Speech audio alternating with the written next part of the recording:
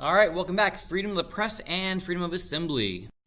All right, so we're on the rest of the First Amendment. So it's free press and freedom of assembly. We have a rule that is no prior restraint. Prior restraint are rules of what can or cannot be published. And the idea is that there is not supposed to be prior restraint. So there is not supposed to be censorship of our press or our media. There is a Supreme Court case that upheld this. This is one of your required cases, so there's another video which you can check out that goes into a lot more detail on U.S. versus Nixon, but for right now, this case ruled that the Pentagon Papers could be published, and the reason that they ruled that way was because there is a heavy presumption against prior restraint, where the Supreme Court does not like to have any laws that censor what can be published in the future. All right, freedom of assembly. So there's three things that I want you to know for freedom of assembly. One is that it implies a freedom of association. So the Supreme Court has discovered that this freedom of assembly means that you have a right to choose who you would like to associate with, which also means that you can choose who you do not wish to associate with. So this is why private clubs, private groups, and organizations, they are allowed to exclude people for essentially any reason that they want. So there can be a golf course that says no women are allowed to play there. And they are legally allowed to do that.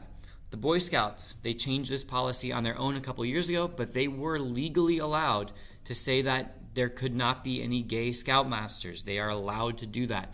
The KKK can say white people only. Another association could say black people only, or women only, or this or that group only, because of freedom of association. Now notice that those are not governmental things, these are private groups, and they are also not businesses. So that's a major thing I want to point out. McDonald's could not say whites only. They are a business, but a club, they can do that. Local governments may require permits. So as part of your freedom of assembly, you have that right, but they may require you to get a permit, have government approval in order to have your protest or your march or whatever you'd like to do. And your freedom of assembly cannot unreasonably disrupt day-to-day life. So if you want to go marching down the highway and shut down the interstate in your local area with 10,000 people, that would probably unreasonably disrupt day-to-day life. So first of all, you can be required to try to get a permit, and they can say, no, you can't march down the highway. They would have to provide you with an alternative form of protest that would disrupt day-to-day life less. So you still get your right to assemble and to protest, but it is allowed to be limited if it was judged to disrupt day-to-day life in an unnecessary or unreasonable way.